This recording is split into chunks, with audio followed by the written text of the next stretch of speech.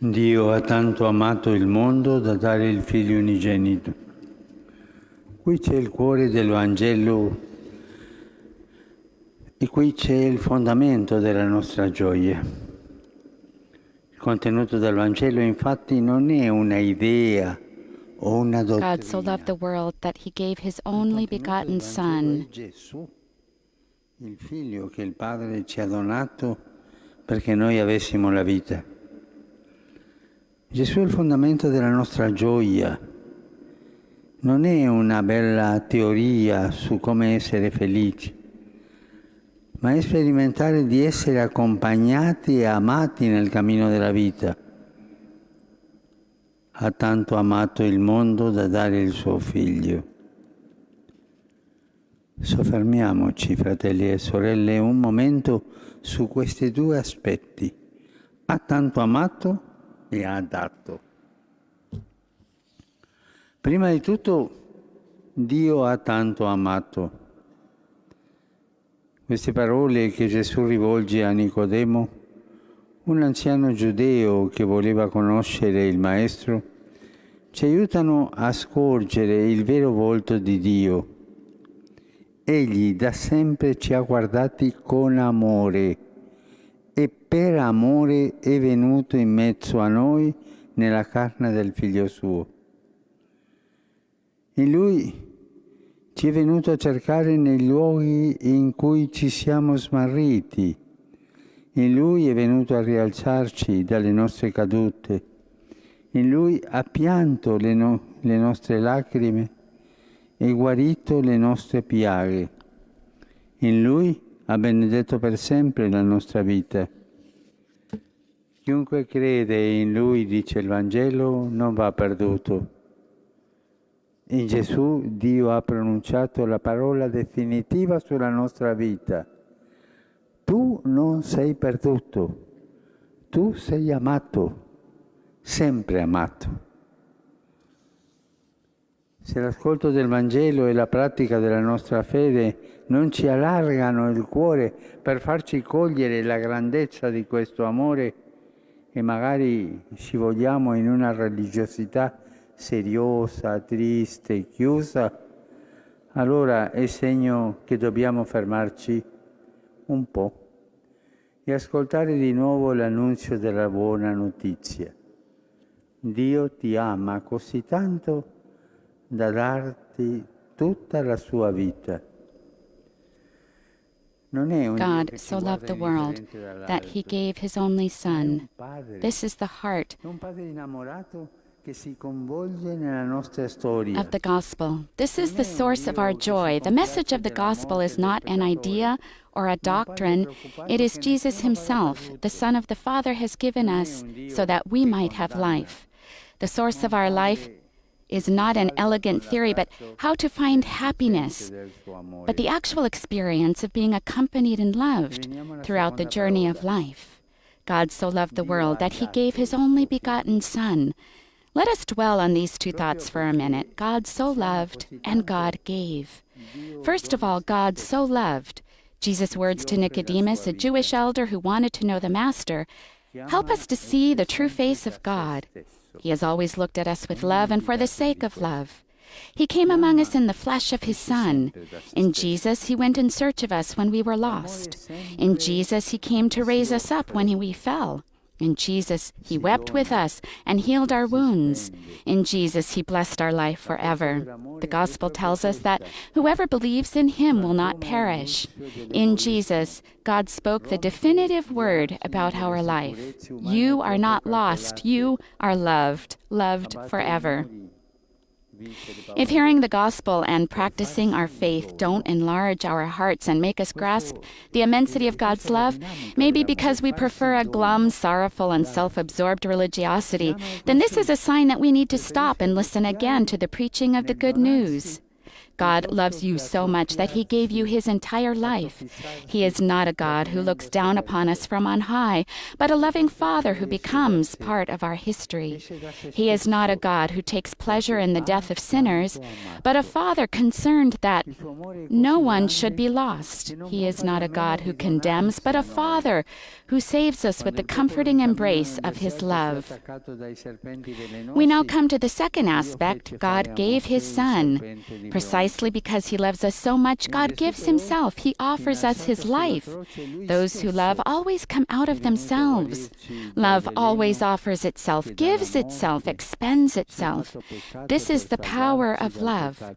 It shatters the shell of our selfishness, breaks out of our carefully constructed security zones, tears down walls, and overcomes fears, so as to give freely of itself.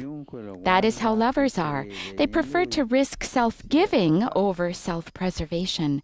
And that is why God comes to us, because he loved us. His love is so great that we cannot fail to give himself to us. When the people were attacked by poisonous serpents in the desert, God told Moses to make the bronze serpent. In Jesus, however, exalted on the cross, he himself came to heal us of the venom of death. He became sin to save us from sin. God does not love us in words. He gives us his Son, so that whoever looks at him and believes in him will be saved. The more we love, the more we become capable of giving. That is also the key to understanding our life. It is wonderful to meet people who love one another and share their lives in love. We can say about them what we say about God. They so love each other that they give their lives. It is not only what we can make or earn that matters. In the end, it is the love we are able to give. This is the source of joy. God so loved the world that he gave his Son. Here we see the meaning of the Church's invitation this Sunday. Rejoice, rejoice and be glad, you who mourn. Find contentment and consolation. I think of what we saw a week ago in Iraq. A people who had suffered so much rejoiced and were glad, thanks to God and his merciful love. Sometimes we look for joy where it is not to be found. In illusions that vanish, in dreams of glory, in the apparent security of material possessions, in the cult of our image. But life teaches us that true joy comes from realizing that we are loved gratuitously, knowing that we are not alone, having someone who shares our dreams, and who, when we experience shipwreck, is there to help us and lead us to a safe harbor. Sono passati 500 anni da quando per la prima volta l'annuncio cristiano è arrivato nelle Filippine. Avete ricevuto la gioia del Vangelo, che Dio ci ha amato a tal punto da dare il suo Figlio per noi. E questa gioia si vede nel nostro popolo. Dear brothers and sisters, 500 years have passed since the Christian message first arrived in the Philippines. You received the joy of the gospel, the good news that God so loved us that he gave his Son for us. And this joy is evident in your people. We see it in your eyes, on your faces, in your songs, and in your prayers. And he's saying your women are banners of joy here in Rome, because where they go to work, they work, but they sow the faith. Men and women of you here in Rome. He said this is an illness that goes from one generation to the other, but it's a good illness that you need to pass on. It comes from the gift you received 500 years ago and that you bear even to today. You received the joy of the gospel, that God so loved the world that he gave his Son. And this joy is evident in your people. We see it in your eyes, on your faces, in your songs, and in your prayers. I want to thank you for the joy you bring to the whole world and to our Christian communities. I recall the many beautiful experiences in families here in Rome, but also throughout the world, where your discreet and hardworking presence has become a testimony of faith, a witness of faith. In Mary and Joseph's style, God loves to bring the joy of faith through humble, hidden, courageous, and persevering service. On this very important anniversary for God's holy people in the Philippines, I also want to urge you to persevere in the work of evangelization, which is not the same as proselytism. It's something else. The Christian proclamation that you have received is something that needs to be constantly brought to others. The gospel message of God's closeness cries out to be expressed in love for our brothers and sisters. God desires that no one perish. For this reason, He asks the Church to care for those who are hurting and living on the fringes of life. God so loves us that He gives Himself to us, and the Church has this same mission. She is sent not to judge, but to welcome, not to impose, but to sow. The Church is called not to condemn, but to bring Christ, who is our salvation.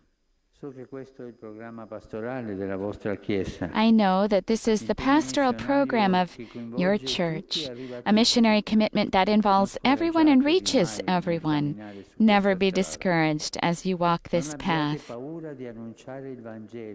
Never be afraid to proclaim the gospel, to serve and to love. With your joy, you will help people to say of the Church, too, she so loved the world. How beautiful and attractive is a church that loves the world without judging, and a church that gives herself to the world. Dear brothers and sisters, I hope that it will be like this in the Philippines and in every part of the earth.